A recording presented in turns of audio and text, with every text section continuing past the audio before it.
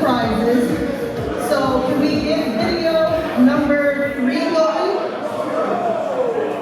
What to say about Harv Roman? So I met Harv Roman back in his WCYC days. I'm with Juan Tovar, we are Latin Soul, and we are just trying to get the single out, Promise Me. And one of the first places we turned to was Harv Roman. He did a show, I don't know if it was evenings or afternoons. Harv Roman was responsible, I think, for so many DJs coming up, giving them exposure, and just teaching them. Quiet in the back, please. I'm sure it's so different nowadays. But back then, Harv Roman didn't just launch artists' careers, producers' careers, but he taught them. He taught them about broadcasting. And we went, our little posse, I can't remember everyone that was there, but yeah, I met Harv for the first time. He's very gracious. Harv is so humble. He's such a lovely person. He really is. And there's this genuine spirit in him, just wanting to help others. All his life, his whole career, everything he's done with like at the radio station, obviously with the YMCA and the kids, the mentoring, the teaching, almost to his own detriment. I feel like he was always more interested and invested and supporting and lifting others.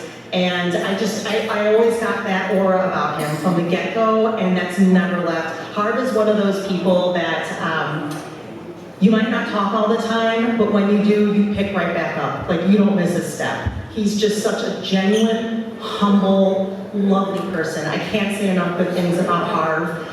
My memory's a little dusty for specifics about the first time I met him. All I can say is that the lasting memory is he's just a beautiful person, and I'm really glad you guys are taking the time to give him his due, to honor him today.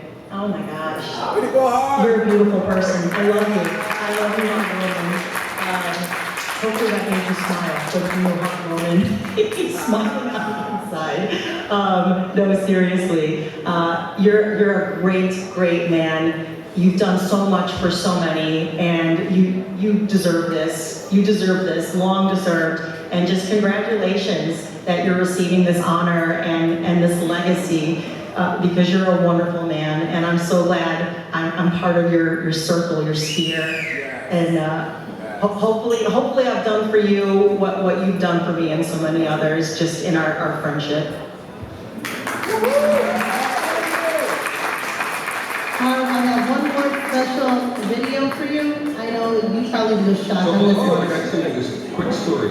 Really quick. First of all, my name is Rick Party, former radio personality from WGCI 103.5 Kiss FM, and now heard on 104.3 Jam Chicago for over the last 30-something years, right?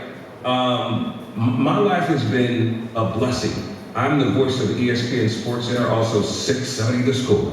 So many networks and radio stations I've worked around the world. I've had a nationally syndicated show.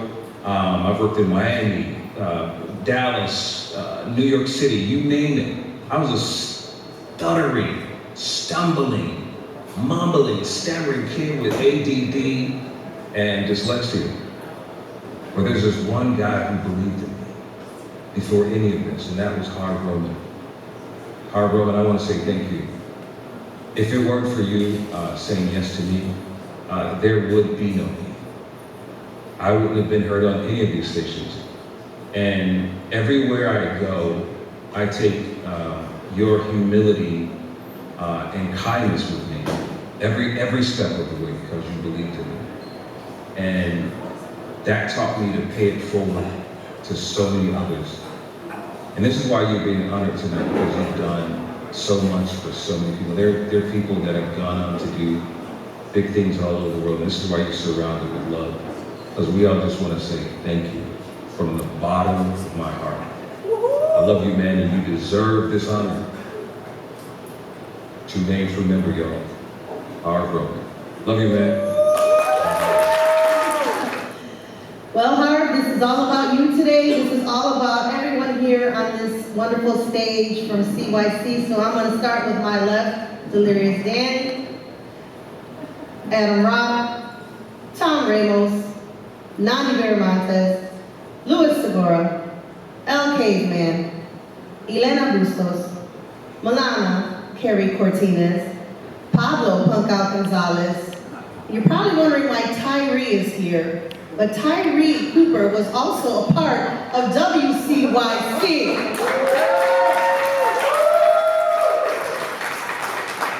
So Tyree Cooper and Gino Rock and Roll. Pablo, I'm going to ask you to take the mic because you're moderating this panel.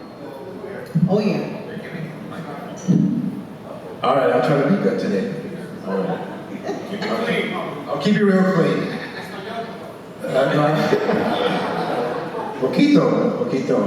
Hi everyone. Thank you so much for being here today with us and sharing this moment with us. We really appreciate you being here. Thank you, Stephanie, for putting this together, and everyone else involved in Latinos in the House. It's an honor to be not only am I a member of this panel, I'm also an executive board member of the Latinos in the House. Very proud of the movement. Very proud of the movement. So now, I'm going to give myself just 5 minutes, and then it's going to be all about these guys right here. Okay, so my journey at WCYC started in 1985. Katie, Jam, and Jason brought me down to the south side, put me on the radio over there, and the rest is history, right? I was on CYC from 1985 all the way to 1992. During my tenure there, I was a hot mix director, a music director for about a year, because I think I drove anyone nuts when I was the music director there. And then also, thanks to this man right here, Hard Roman, he put my crazy ass on the radio, on the air, and had a radio show for a while. So thank you, Hard, for that opportunity. Now, it's funny that, Steph said, why is Tyree Cooper here? So let me explain that. So CYC had 3 DJ teams, right? The first one was, when I got there in 85, it was the WCYC Mixers. There was no name for us, we're just mixers. The WCYC Mixers, which was Nandi Vermontes, Miguel Rodriguez, Rich Martinez, and I forgot the other people. But those are part of it, right? So now, CYC was growing, the listenership was growing, right? And we had more DJs mixing. So we created another team. It was called the Jackmaster 5. The Jackmaster 5 consisted of Gene Hunt, my man right here, Tyree Cooper, super duper awesome producer, right? Myself, Pablo Punkout, Gino Rock and Roll, and Rich Martinez, who's not here today. Okay? And then, after the Jackmaster 5, we had more DJs come in, so we created another team. And that team is called the Dominating 6. The Dominating 6, most of us are here today, consists of my man here, Gino Rock and Roll. Whoa! Gino, dude, I love you. You have no idea how much, Gino has kept the name going, the Dominating 6. He brought the band back together, and the band members are not only myself, Gino, Luis Segura, El Caveman, Gabriel Garcia, who's not here today, and Rick Guerrero, who was here earlier, but he had to leave because of a family emergency. But anyway, those are the 3 teams on WCYC. And one more thing I want to say, anyone here I have a connection with. I haven't seen some of these people in a long time. And just by seeing them, brought back a lot of great memories, good ones, and it's, thank you for coming down, man. I love seeing you guys, each and every one of you. I really mean that. Oh, thank you, gracias. Yeah, I speak Spanish, Okay.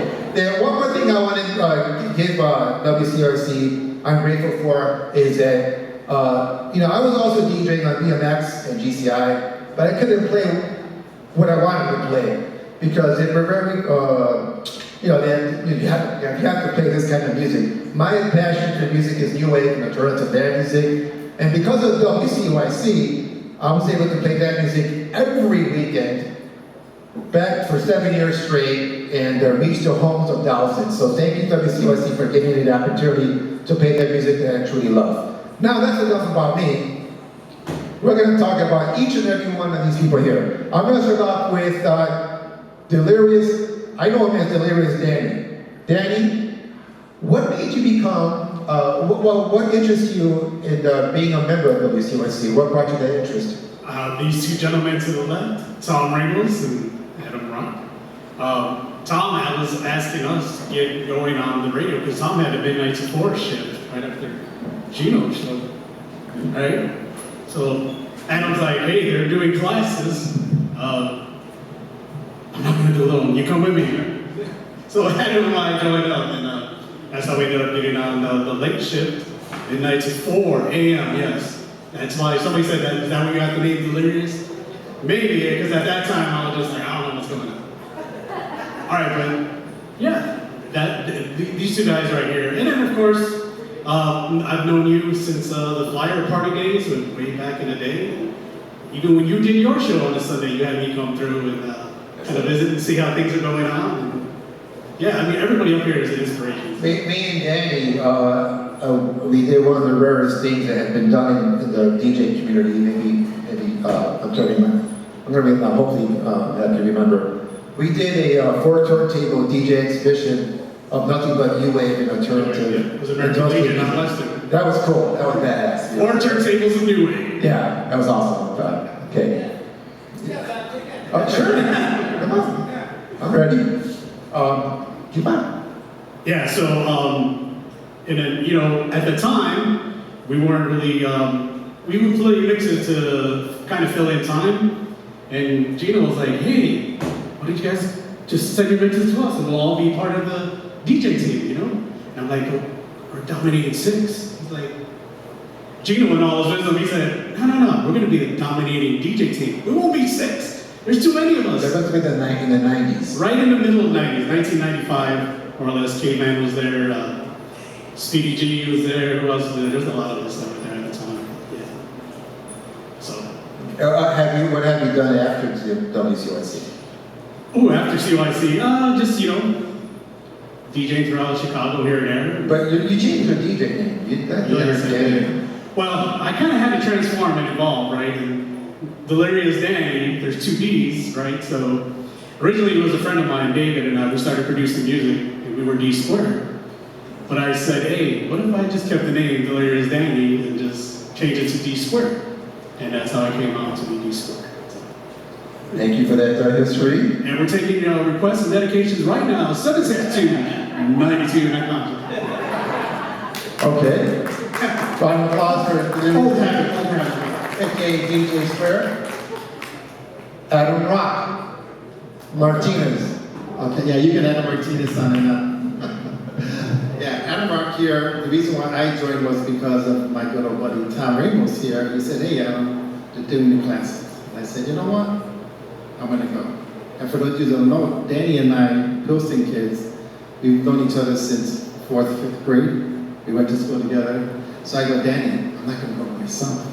He goes, what do you mean? I go, I need you to join. He says, oh, I don't know. So I forced him, he joined. We got on, we did the class and everything. For those of you who don't know that it is an FCC license, it is a class, you know. You do have to do training. Although we may not sound so great, I'm sorry for my time on the air, but you know, it was a class, we had to do it, we had to follow things. I learned how to edit, and back then we had a reel-to-reel. So like if there was bad words or anything else, they didn't have the beat, we had to like cut it, splice it, reverse the tape, and do all that stuff and everything, just to get the song playable on it. It was a lot of stuff, we learned a lot of things. Oh, look, that's a Art still has ours. Of course Art will have that. Of course you'll bring it, but that's the card that we have. Mine's just somewhere lost, in some box, I don't know. But yeah, but it was a good time there. Tom and I did, and Danny, we did Best of the 80s show on Friday nights. And Tom has this habit of, let's go longer. The show was only 2 hours. By the time we were done, it was like 6 or 8 hours, right? I got pictures of Danny, and he's like falling asleep. He's like, oh my God, why are we still here? I said, well, because Tom says we can do it. But then again, Tom worked the nighttime shift. So of course he wanted to stay up late.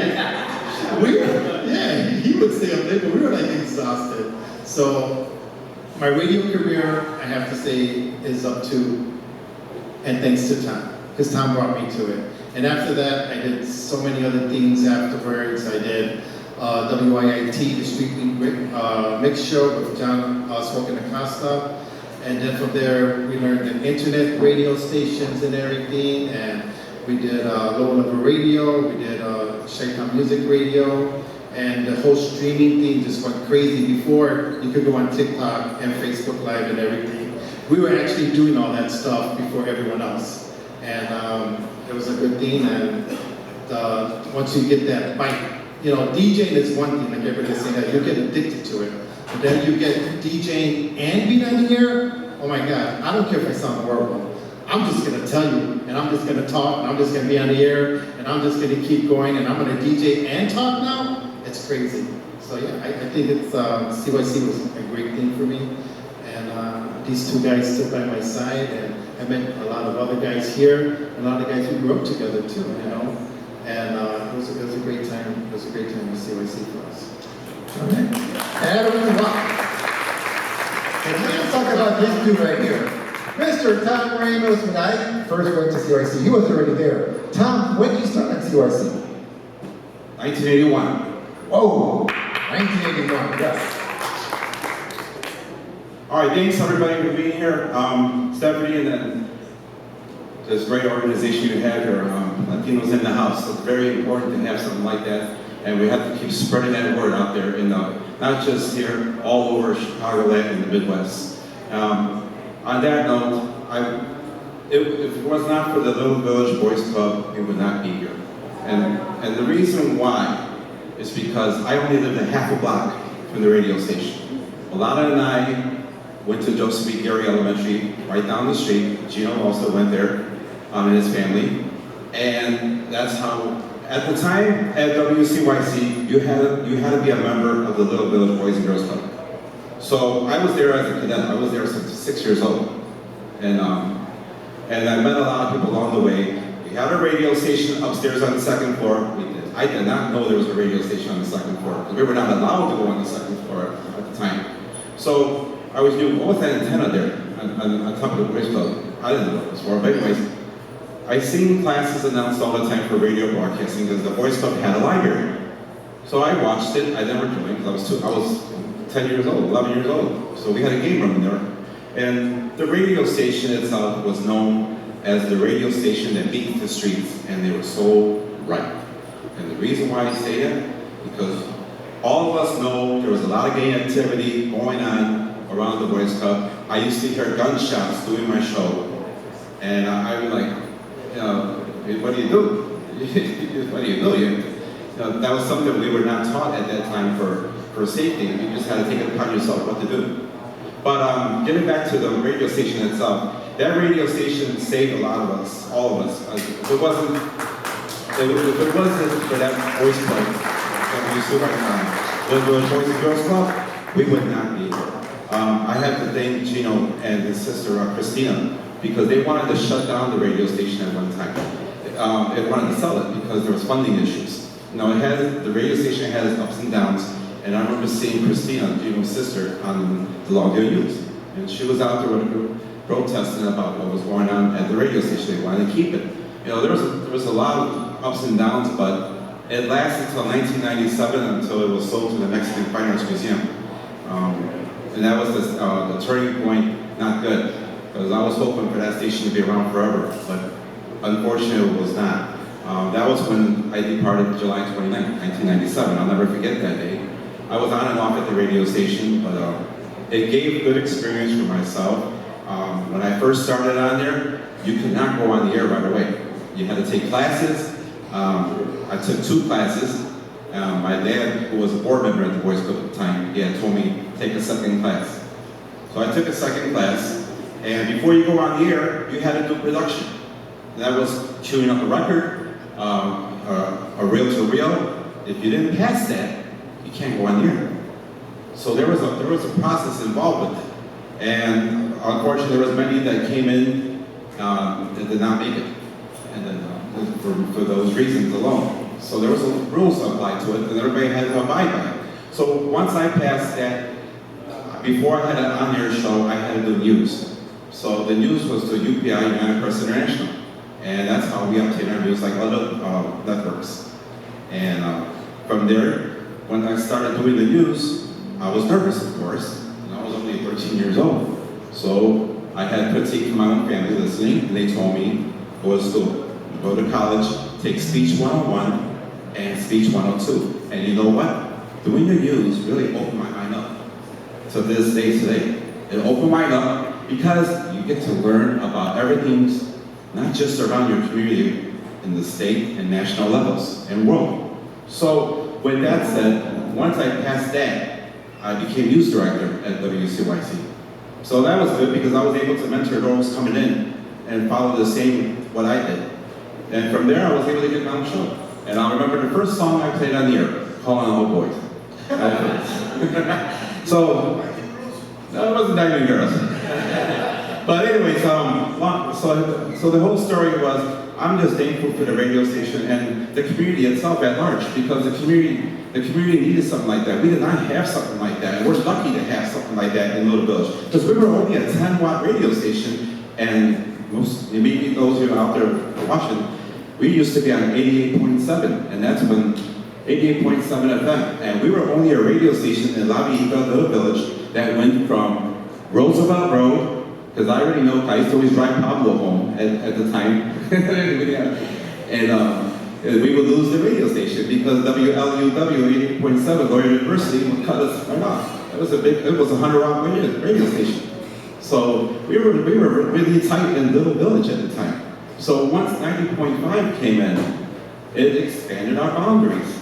And that's the turning point right there. And so that's when I started meeting everybody, and each one of you sitting down here. That's how I met each one of you coming in. I also want to acknowledge, before I pass on the mic, is to, I want to remember those who are not here with us. There's DJ Magic One, and J.R. Lopez. J.R. Lopez was another radio personality who worked closely with Milana at the OEMC 911 Center. And I want to recognize them as well because they were part of our WCYC family. So I could go on and on, but I want to give time for everybody else. So I want to say thank you, everybody, and look forward to talking to you again. Awesome. Greetings, everyone. Before I introduce the next guy, we already know who he is. CYC, we were talking in the back named Danny, and if CYC had a voice, there's two that people remember. Magic One, rest in peace, and this man right here, Hard Roman. The voices of WCYC. Hard, thank you for coming. So when I got there, King Jason was leading as program director, and you came in. What was your vision for us at CYC? What was that question? What was your vision? For all of us, I got to CYC in a roundabout way because I wasn't from Little Village. I wasn't from the neighborhood. I did do some radio stuff because I went to broadcasting school. But believe it or not, my DJ Tony and I, we DJ'd for one of the races that used to go up and down 26th Street with the 7-Up race. I forgot what it was called. It was for Mexican Independence Day.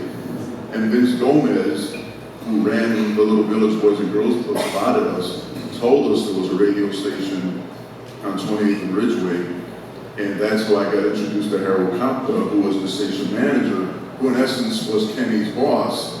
Kenny was in charge of the Young Sounds, which is all you guys, and I was the outsider. And even though I knew Kenny from the neighborhood, Logan Square, West Town, Bucktown, whatever, I was not the most welcome guy because I was the outsider. And so what Harold did was Harold gave me 4 hours on Saturday mornings to do what I needed to do. Took it away from Perry Williams, who wound up on WGCI, and Perry wasn't very happy about it, but he talks about it nicely now. And then Rick Party was also part of that as a student under his birth name. And that became important because Little Village at the time was not considered very diverse. But our most popular alum, our most famous alum is a black guy. The other guy that wound up at GCI, another African American. I had white kids as well. The focus on Little Village, I know that I'm going over time. To me, we did a thing with Atlanta. The Chicago Tribune came out in 1988. and they interviewed me and Elena and Gina. And one of the things that I tried to convey in that newspaper article was Little Village had such a reputation at the time, especially with the Latino kids. Tom will tell you, because his dad and his uncle, everybody else were all around Little Village. And I said what they needed was to be presented in a more respectful way, and people needed to respect who they were. And when I put them on the radio, I wouldn't just put them on the radio. You're taking your class, you're earning your FCC card, and eventually you're on the air. Now, once you're on the air, that's a huge responsibility because you're representing the neighborhood, you're representing the South Side, you're representing the cocktail twins. And to me, it was more important. They ended up with a party crew named the Cocktail Twins. I don't know how that happened, but to me, it was important to present them in a positive light because at the time, Little Village did not have a great reputation. At the time, unfortunately, there's your core Latinos that everybody knows, but then you've got all these people that come from good families, that do some nice things, and they weren't getting the respect that they needed to get. And Pablo needed to be coaxed to be on the air. You know, he says he didn't have a voice. Pablo had like 82 voices. When he did his show, do you remember his show? He did all these characters. They call him your character. He did 68 voices besides his own, and it clicked. And it clicked, and then at the time, he's doing this alternative stuff. Here comes John Alcantar, who we call Alternative John, who was also doing alternative stuff. Nobody's doing alternative stuff. Morphs into Alicia Farrell and Louis Segura, also doing alternative stuff. So what's my point? We did so much. For what they're saying is this little rinky-dink radio station that you had to turn on with a screwdriver and get an aluminum foil and get a fork just to catch it. But look at all that came out of that. And here we are 45 years later.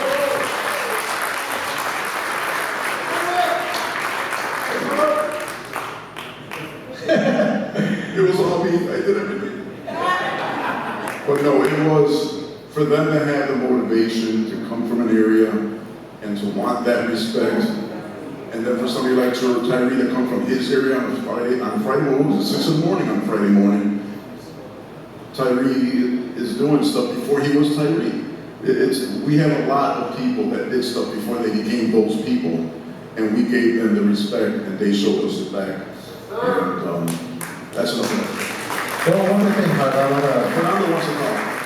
One more thing. Because of you, a lot of Chicago artists got played. The big guys weren't playing during like the house music. We were playing that house music like in regular rotation.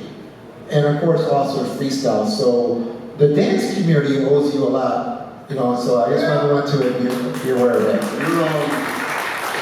You're right about that. I had a strategy.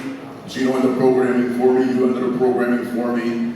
And I knew that if somebody wanted to listen to whatever they could get on GCI and BMX, why are they going to bother getting the aluminum foil and the fork and the coat hanger in order to get CYC? So we wound up playing what they weren't playing. The other thing that gets underestimated, most of the freestyle acts and a lot of the house acts were Latinos themselves, were black kids themselves, and they were not getting showcased. So we're doing all these interviews with these acts that were not getting respect, and New Yorkers would call us for this because they weren't getting played. And so the footprint, the radio footprint that we ended up doing, whether it was intentional or not, this is 45 years ago. And we're on stage talking about it. So we did something right. Amen. Up next, nowadays he goes by Nandi Max. But back in the day, I'm talking way back, 40 years later, it was Nandi Valentin. Yeah, when I got there, Nandi, we were one of the DJs. Alum, Miguel, Rich, and did I forget anyone? I'm sorry? Did I forget anyone that was DJing? Pre-85. Was there anyone else? The Hot Mix team, yeah. What names do you remember? Because I want to also get them I to do. do. Fernando Celedon? That's the one, yeah. Maybe a couple of guys. Radical Jazz? Absolutely.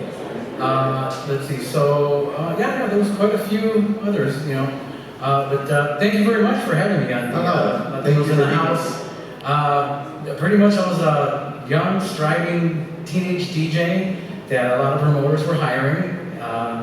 And Kenny was at a lot of the events that I was DJing as well. He saw the ambition in me, and one time he just gave me an address, go on this day, and didn't know what it was even about. And show up, sure enough, at CYC, radio station, show up, kind of walking around, everyone's looking at me like, who is this kid? Who is he? And pretty much we're waiting for Kenny to come by. I guess it was on a meeting date that they usually have on a weekly basis. I remember the conference room in the back with the speakerphone. An orange phone, Yeah. So waited, Kenny didn't make it, everyone gathered, I guess he called, speakerphone, everyone's talking logistics of what's happening on the station, so forth. And then one of the guys like, hey, there's a guy here says he's here waiting for you. He's like, oh yeah, Nandi. By the way, he's one of our new mixers for the radio station. Just like that. I'm like, great. But yeah. How long were you on CYC? I think I was probably like maybe 3 years or so. Okay. I remember that the 4th of July, live mixing and everything. So hot in there, had open windows.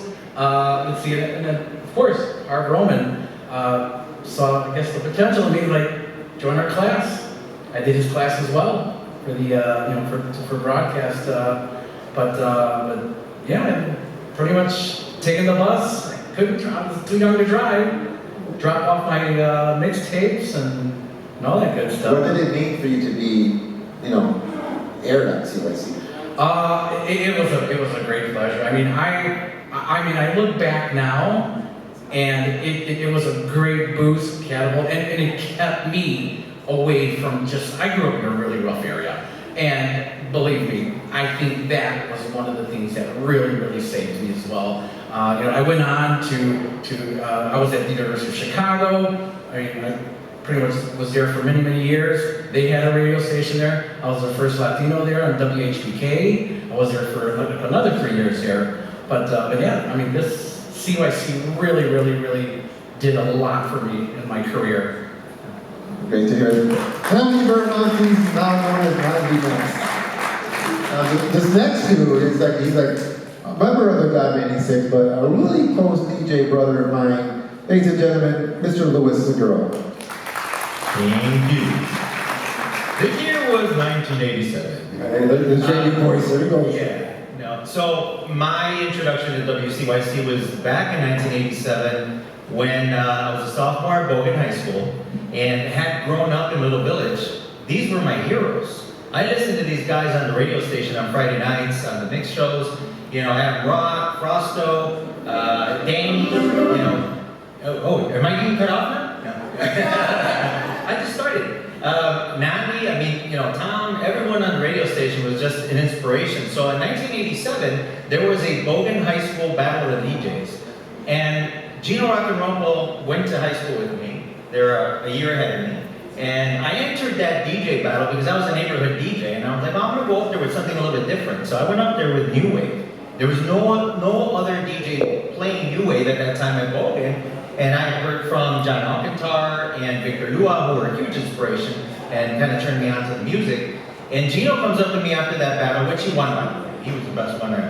And Gene comes up and he invites me. He's like, why don't you turn in a demo? We have this hot mix show. And I said, I know of a hot mix show. Are you kidding me? Yeah. Here's the demo. I went home. I worked my tail off on that thing. And I made it a night out with my friends to listen to my name being called on 90.5, which I think is very far because we're going to lose the transmission right away, right? So I'm in the car and I listen to Magic Juan say my name on the air, introducing me as a DJ for the night. And I was beside myself. So from that point on, I was asked to come in. Harvard's running the radio program. I joined up. I paired up with Alicia Farrell. And we decided to launch our own alternative track show where we featured alternative music, new wave music. I've been inspired by that music for a long, long time before, so I said, why not bring it to that? But in this room, there are a lot of people who actually have given me more than just, CYC gave me the platform for what I do now because of all these folks I'm mentioning, but then there's people in this room who actually contributed to that. We have guys like Martin Boogeyman Luna, who I did a residency with at Boyer, Frankie V, who gave me the shot. There was a lot of different folks that opened up opportunities for me after the fact that they heard I was on CYC. And of course now we've become this thing where Gino asked and got the band together again during COVID. And here we are doing these big Club Romo events now, and it's an amazing ride. I mean, we can't ask for anything, like you said, 40 plus years later, here we are talking about how things have worked for us. And for me personally, I'm grateful for CYC for giving me that platform, because when you go out into outside of house music, because Chicago's a house music city, you go out and actually are in the alternative scene where you're opening up for bands like When in Rome, Front 242, you know, Nentorab, all these bands that I've opened for over the years. I really attribute it to that invitation that Gino made for me to join this radio station, and I'm so grateful for that. Thank you. Yeah, my son thinks that guy's cool. Up next, Oh my God, another after this. DJ brother man, El Caveman. Thank you. One of the baddest Latin house DJs in Chicago, if not the baddest. Oh, thank you.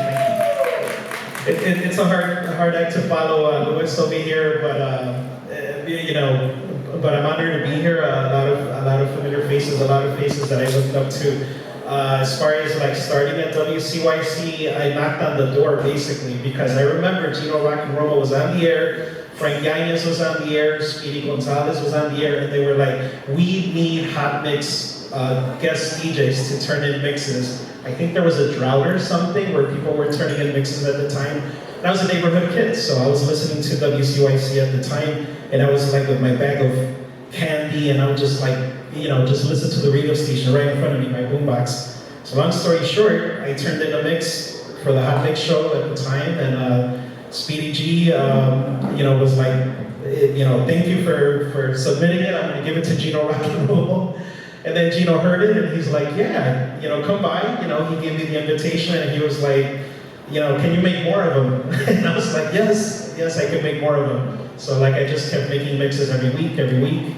And it was amazing to hear the radio station at the time, because in the 90s, you know, the neighborhood, little village, you would hear our mixes on the air. So I would hear them being blasted like in the cars and stuff like that. So I was like, wow, I gotta keep on turning in mixes.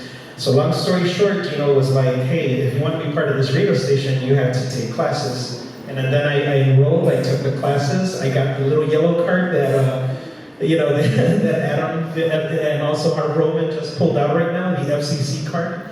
And that's all she wrote. And then I would just play at the radio station, became also a member of the dominating DJ team because it was more than 6 of us. There were so many of us. And it was just an honor to be. I grew up in the neighborhood. I grew up in 26th Street. It was an honor to play. And you know, the funny part about it is when I told my dad about it, he was like, are they paying you? So in Spanish he tells me, right? He's like, pero si te pagan, ¿para qué lo haces? And then translations like, why are you doing it? They're not even paying you. But you know, but we did it because we believed in the radio station. We believed in the community. We wanted to give back and to be part of it. So yeah, so then while I was at the radio station, I also had a show with Speedy G. We would call it Jam Session. We were 2 hours before the Friday Night Hot Mix show. So right before Gino Rock and Roll with Dominating 6, the Hot Mix show, and we just had so many listeners because we were right before the Hot Mix show. So when people would call in for dedications, we would see the lights just blinking, like all the lights, so people requesting. And the beauty of WCYC at the time is for a DJ, as myself, what I loved is that we had the liberty to play new music, to play the music that we wanted to play. The music that's not being played in any of the commercial radio stations, we have it on vinyl and we could press it. CZR came up with a new track, we're playing it. You know, also, you know, Martin Boogeyman Luna, let's play his track, you know, let's play his record, you know, whoever the producers were, DJ Jazz, any Latino producer, we would play their music. And also the freestyle music, Sandi Castillo and Latin Soul, Juan Tobar's record, you know, we would play the music there. We would break it out. We had the vinyl, we would play it. And the community loved it. The community loved it. It was our generation, it was our people. And it was just a blessing. You know, I can't really like express the feeling that I had that we were able to basically play this music and then have other commercial radio stations follow what we were playing, the format, the music that was being brought up, that was being played in the neighborhood. So that was just so awesome. And later on, I just kept, you know, doing the DJ thing, producing, and after the radio station was sold to the Mexican Fine Arts Museum, went to school, and then I went to law school. And then I became a lawyer. So, you know, here we are. Thank you. It's a blessing that I'm still doing the music thing, producing, still doing the Club Romo events with Gino Rock and Romo, also, you know, huge events, Navy Pier, Rosemont, Moenia coming, you know, in October. So it's just been a wild ride, and I'm just blessed that I'm sitting here with legends. So thank you. All right, so before we move on to our next forecast, we're going to show a video from what I'm told. Here we go. It's located in the heart of Gangland in Chicago's Little Village, and it is run by teenagers. Here on 90.5 FM, WCYC in Chicago will be questioning our bookings. WCYC Radio is the only FM station in the country to be run by teenagers. It's designed to give neighborhood kids an option besides the local gangs. Something like I expected, my number 2 guy was going to be on the radio. Program Director Howard Roman needs helping with his volunteer staff. He said that a lot of the kids come to the station expecting to go on the air right away, but that's not how it works.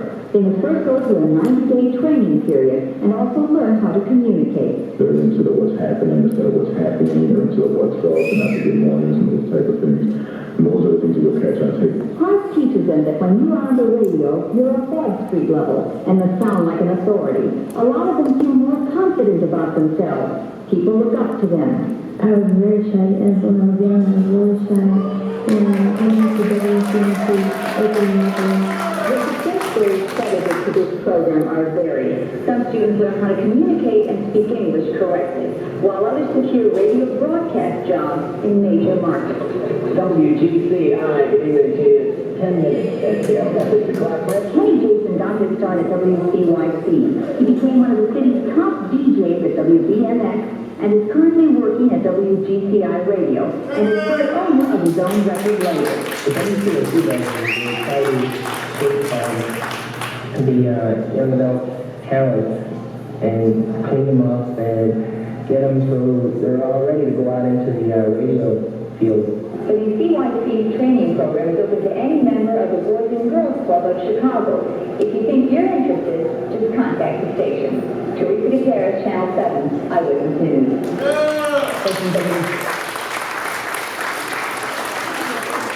Oh, that was awesome. A lot of all that poofy hair thing going on. A lot of hairspray back then, huh? You're great, Aquanet. Hard looks the same. Hard didn't change at all. What's your secret? Okay, thanks. All right, let's move on. Okay, so now we heard the stories of the WCSC women on the radio. Let me ask you something different. I'll start with Elena. How was it working with all of us? Because there were hardly any women at CYC from what I remember.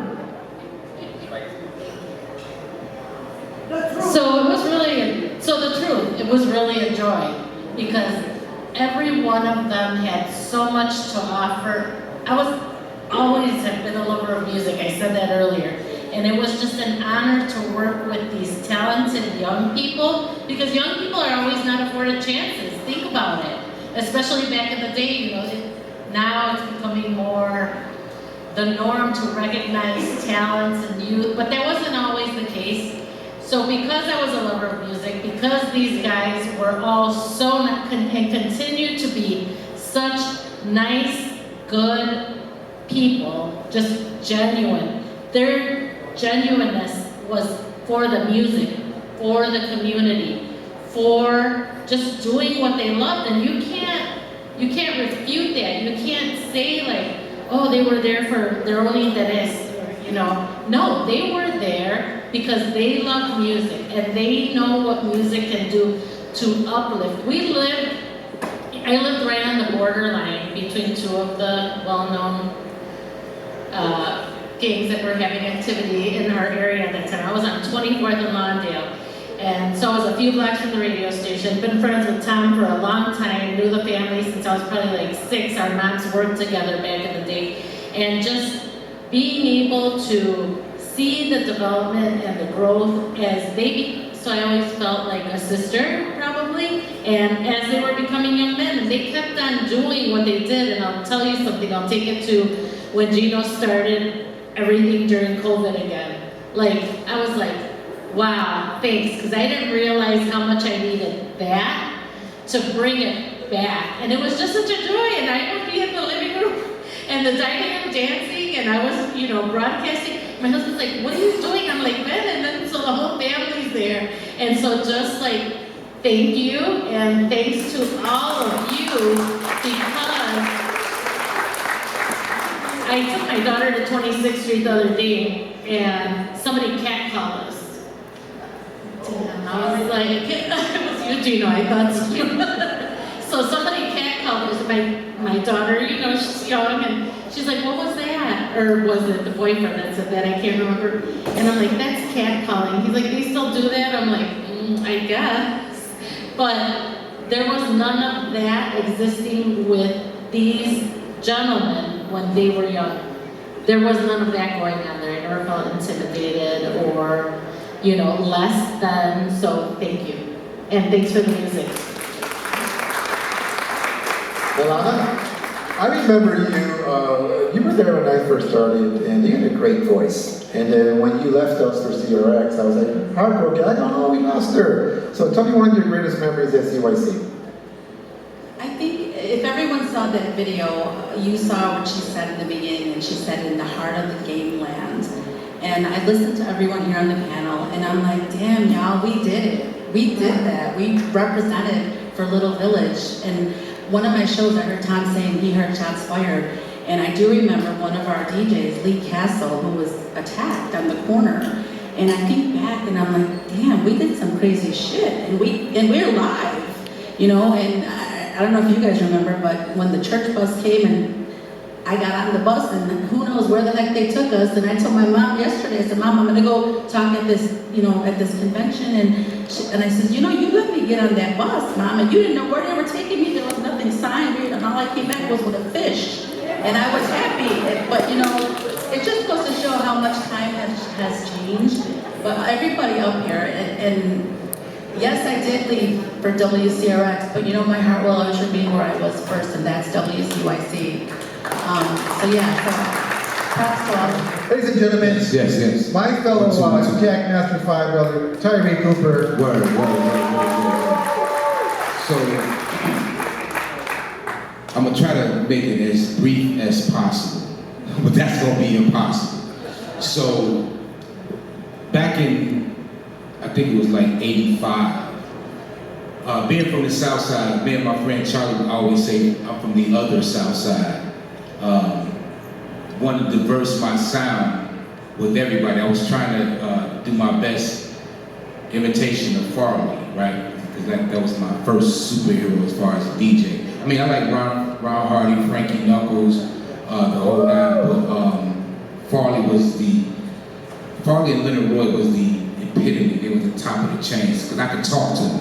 Anyway, so around 85, I hadn't even done I Fear the Night yet, but I ran into this guy, Tony Medea, down in Loop Records, when WJPC was just trying to do hot mixes, and I ran into him, we talked instantly, we became friends, just off the top. So he told me to come to this party. The first party I went to, I met Harv Roman. No, not him, you. I know you too, but I met you. So I met Harv Roman. You know, if anybody know Harv, the brother would sit down and talk to you. I mean, you'll have a deep conversation 3 hours later, you go, fuck, okay. So I talked to Harvey, I said, hey man, how do I get in this scene? How do I break into the Latino scene? He said, verbatim. I'm not verbatim, just kind of said, well, I can put you in a DJ battle. Oh, okay. Now, again, I'm from the other South Side. We stopped DJ battling back in '83. So, fuck, I don't care. I'm just trying to get in where I can fit in to get more parties, become a well-rounded type of DJ in Chicago, right? Like, you know, farmer. So, I got in this DJ battle up at Central Hall. I don't know if anybody remembers Central Hall. So I got in this DJ battle, CJ Echeverria, Tony Estrada, this other guy who went to Wells High School at this time. I didn't know him. I knew of him, but I didn't know him personally. Cool Rock Steady was in this battle, right? So it was me and Cool Rock, Tony Estrada, Caesar Echeverria, and I probably missed one other name. We all at Central Hall. Now, mind you, I was losing coming through the door. I didn't care. I just wanted to get people to hear my sound. Cool Rock, on the other hand, he didn't give a fuck either. He just wanted to beat me. That was his whole thing. I beat you, I didn't care. But so, fast forward, I wanted to be on a radio station again. I wanted to play some music on the radio station. So I talked to Tony. Tony gave me Harv's number. And again, 3-hour conversation. He said, come down to CYC. Now, to me, like I've been at KKC. Yes, I am too a CRX alumni. Just want to say that. Anyway, he told me to come down there, so I'm like, all right, cool. So I walk upstairs and walk into this radio station, like, oh shit, this shit is real. Like, all right, okay. You know, you had to have your tape on the reel, so forth and so on. So as I'm making my tapes, I'm meeting Pablo, I'm meeting you, I'm meeting Gabriel, I'm meeting all these brothers that I would have never been able to connect with just based off, you know, being in the neighborhood or just the occasion going down to buy some fucking records and shit. So Harv kind of opened that door for me with the, let me say it correct, Latino audience and music and culture in a roundabout way, man. So he kind of opened that door. So Benji Espinosa, I'm gonna say it in Arabic, but it only means that God rest in peace. Benji used to argue with me, hey, you need to put a little bit more percussion, a little bit more Latin style in your fucking music, and this, that, and the third. I'm like, fuck out of here, man. I'm doing it for the brothers. Fuck that. But being down at CYC, I understood it. You understand? Because we all played similar music. Yeah, I may have played a 10 City record before they did, but at the end of the day, I did play Nitsa Ebb. I did play the Control, what is it? Control I'm Here from Nitsa Ebb, joining the chant. I did wind up playing that just based on being around it. So it kind of, you know what I mean, kind of like helped make me like a well-rounded person. Even got a chance to, like, it was so tough. Boogie Man gave me my first club gig down at Flamingo to play a different set of music. You understand? But that's built to you because, you know, they like he just said, hey, come on down and make a tape.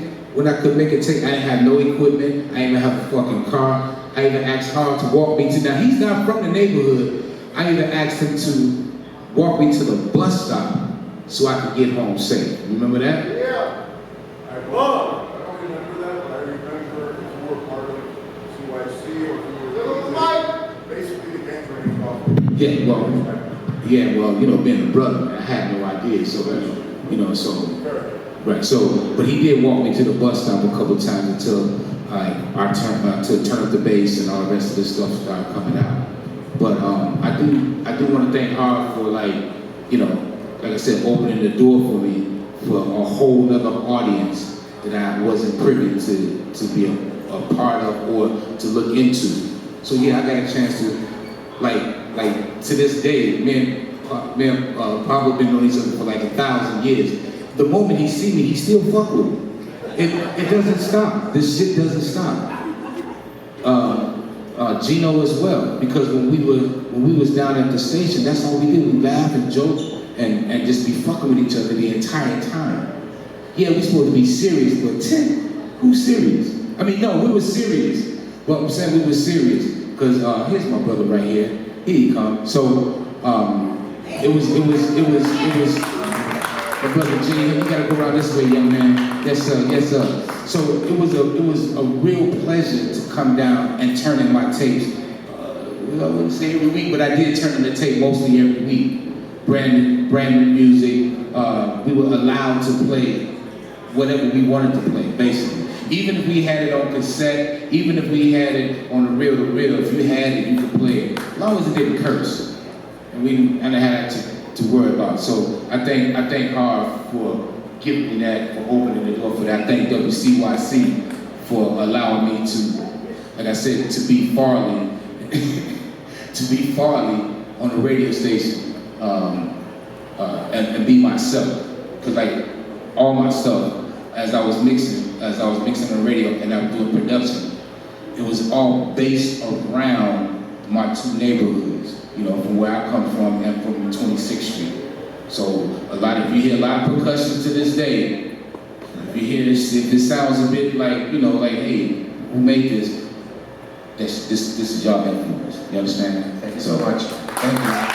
Well, I pass the mic to this gentleman over here. Now, the last time I see you, I went to your house to pick up a cassette to put on the radio. Ladies and gentlemen, this is Mr. Gene Hunt. Good afternoon, everybody. How you doing? Yeah, CYC was, it was my first experience. I was still like a sophomore or a junior at Fairfield.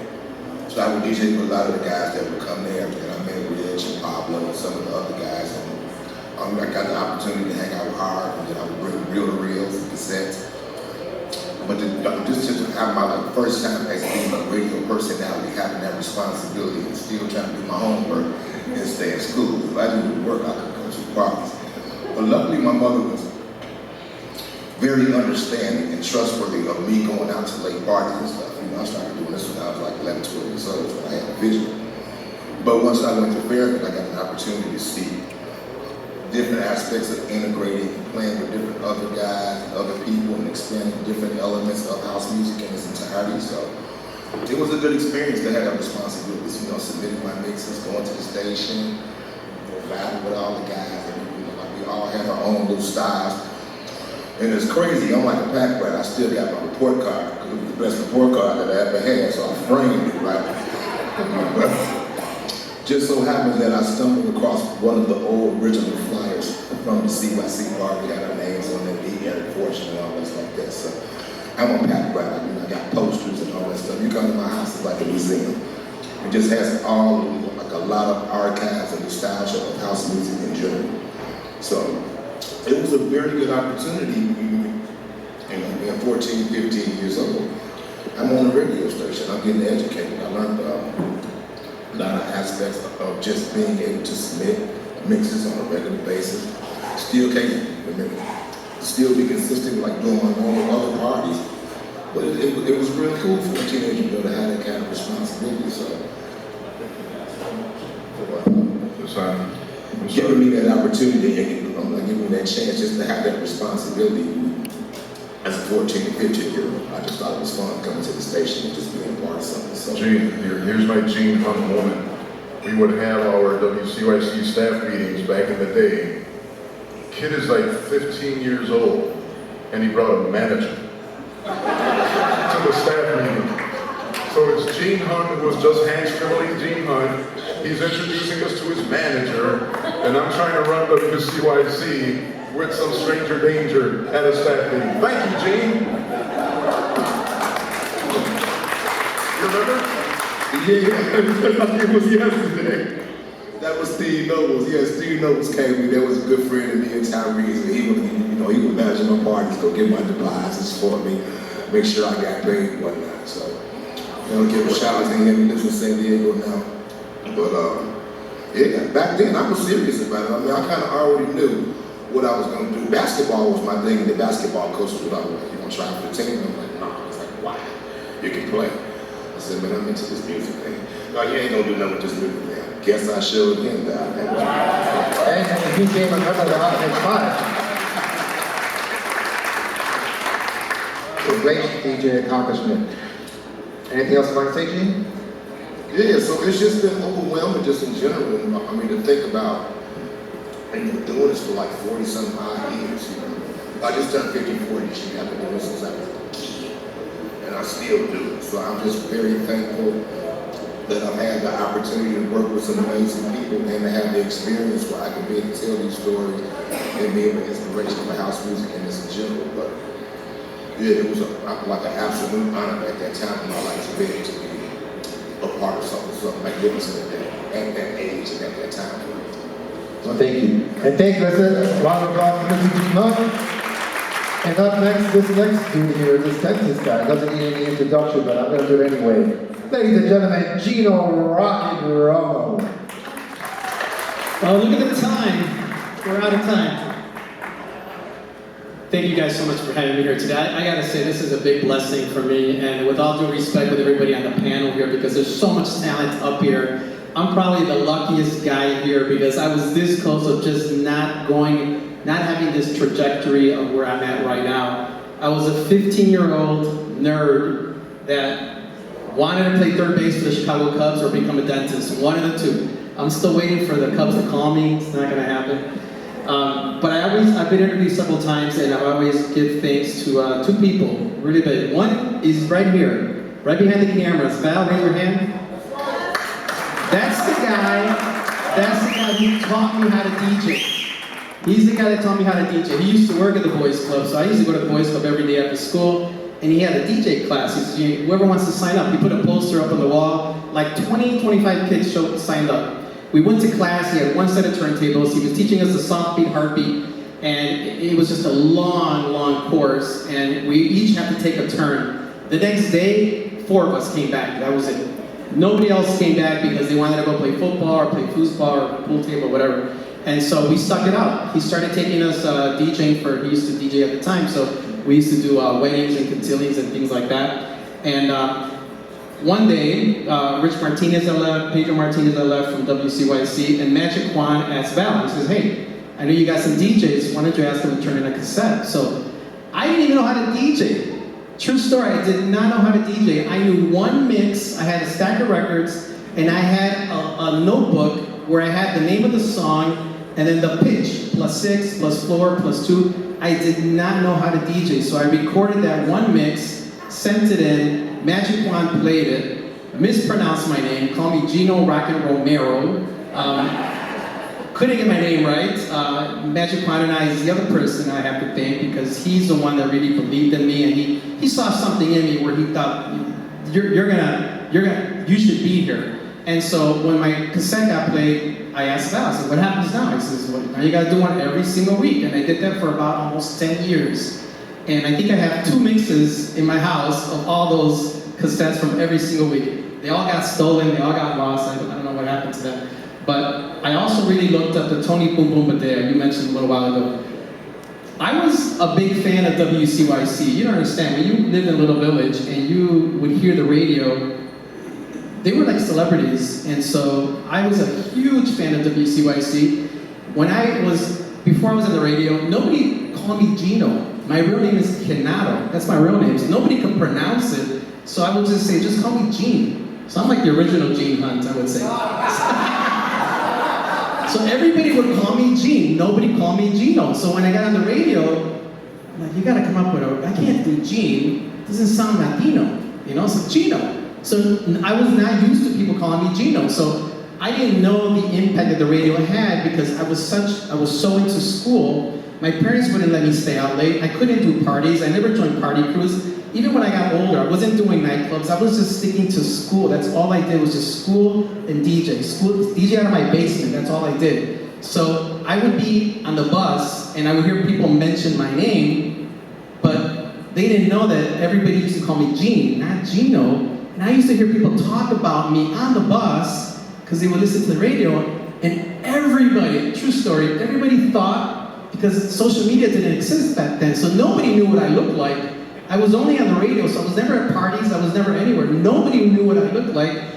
Time and time again, I would hear people mention my name, and everybody thought I was a gangbanger. Everybody thought, until they saw me at a party, they're like, you're 5'3". You got a lot of hair on your head. Back then, I did.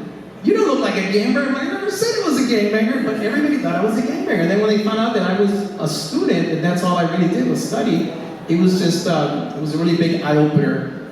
And like I said, I'm probably one of the luckiest guys here because if this was not in my mind and to become a DJ at all whatsoever, I wanted to become a dentist. That's what I really wanted to do. And it's weird how this took off. And I'm a firm believer in things happen for a reason and the right people will come in your path of life, you know, the way it's supposed to happen. There are some things you cannot control. And there's also opportunities that pop up that you may turn them down, and I was so hungry that anytime I saw an opportunity, I jumped at it. I was like, no, I think that's something really good that's gonna happen. When I first was thinking about making my first mixtape, I did a mixtape, and I went to the bank, and I told my parents, I have $940, take it all out. I need that money so I can make my first cassette tape. And it did amazing. I just could not believe that people were actually buying my cassette. It was just so crazy. And I stuck it out. I was on WCYC for almost 10 years. And people don't realize, you know, a lot of people would say, well, I wish I would have had a chance. I wish I would have done it. I always felt like I really don't belong here. I always try to get a lot of DJs. I got Lewis and Caveman, amongst tons of other DJs that I gave an opportunity to come on. But then they realized this is not easy. To do a new mix every single week, it gets tiring. It gets really tiring. I stuck it out because I wasn't really going it. I wasn't DJing at places. My parents really they weren't really into that.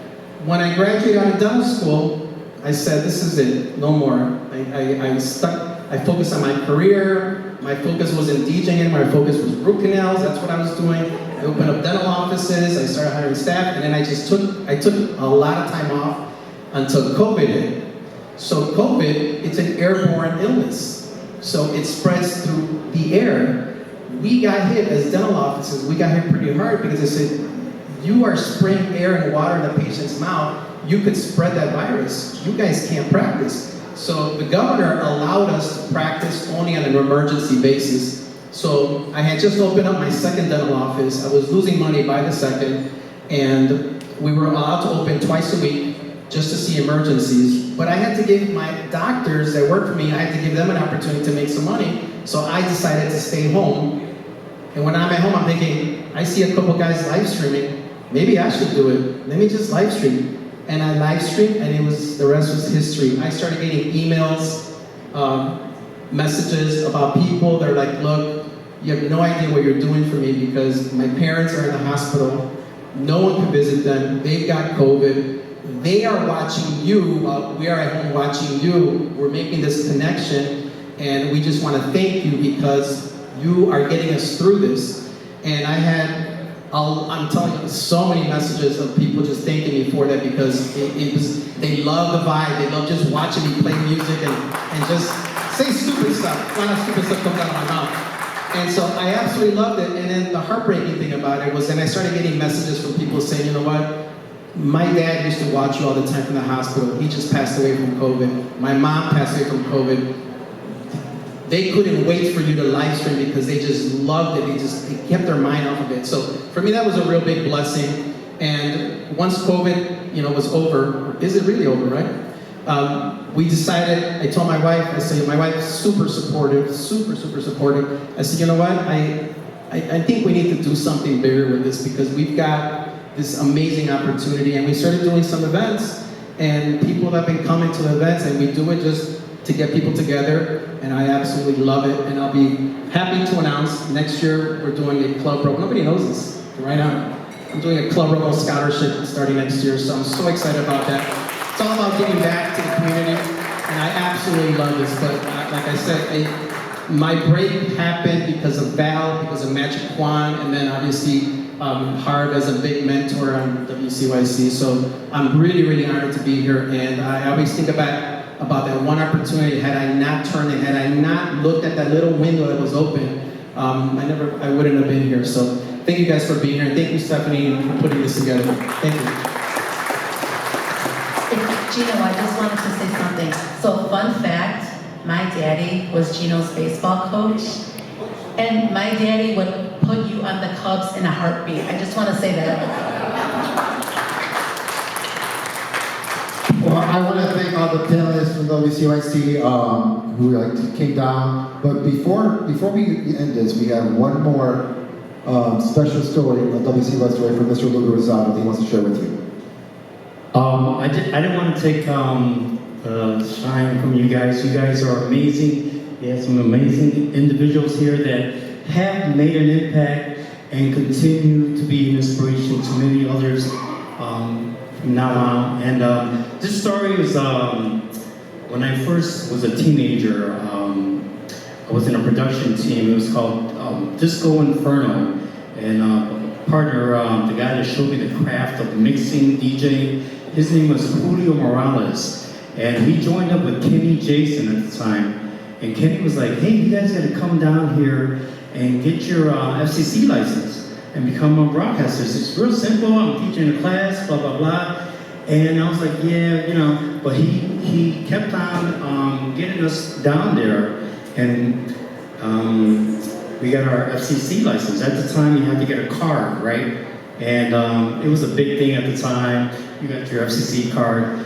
So the story, this funny story, is that one day my buddy Julio is at a club, and the cops are coming in. Hey, you gotta shut down. You gotta shut down the music. Hey, you got a license? My buddy Julio Morales whips out his FCC license from WCYC. The cops stopped. They left. The federal documents. True story. That was fun. Let's give it up for everyone here today. Thank you so much for joining us tonight, people Latinos. But we have another special award we want to give out. We'll pass the mic to Miss Stephanie. Thank you, everybody, for being here. Man, you took me back in time. Like, literally. So, Harv, we said this was about you today. No. And about CYC. So, I can never read. If you ever see my podcast, by the way, watch them. Don't count us out.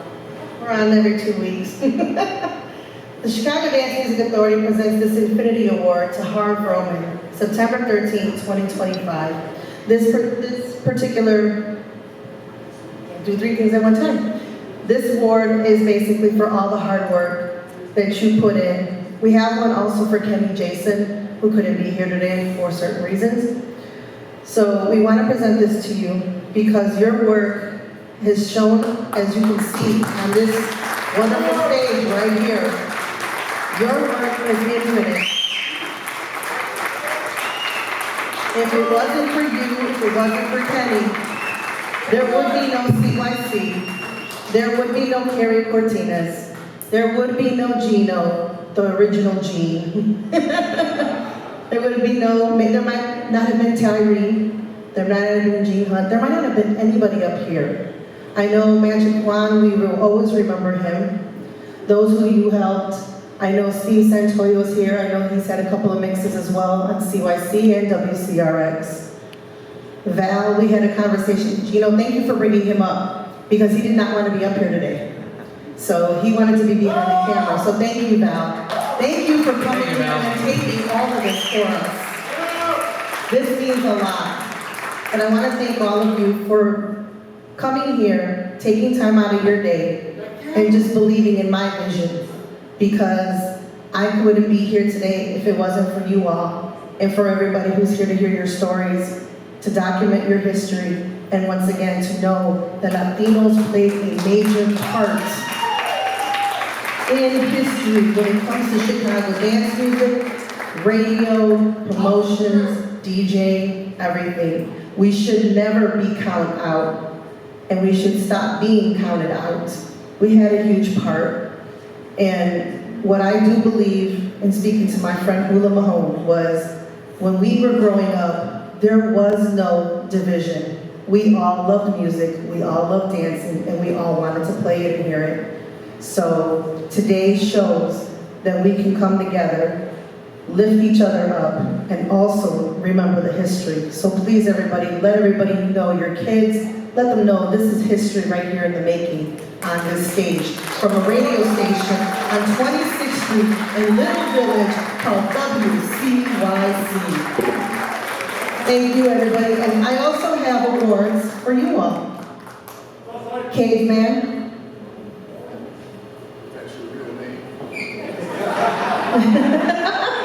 Tom Ramos. Tyree Cooper.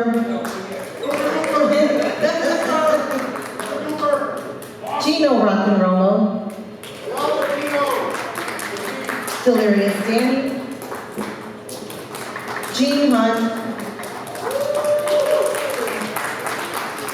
Adam Rock. Louis Segura. Now he got yours earlier. I didn't know which one to give it to. Another one? I can make you another one. Pablo Punkout Gonzalez. Rick Guerrero couldn't be here with us. Victor Lugo couldn't be with us today for their own reasons. And then everyone who wasn't able to be on the stage today.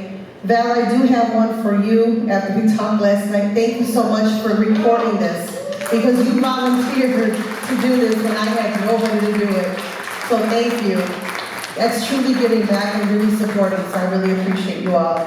So if you all will stand up and give a hand to the WCYC Radio 90.5.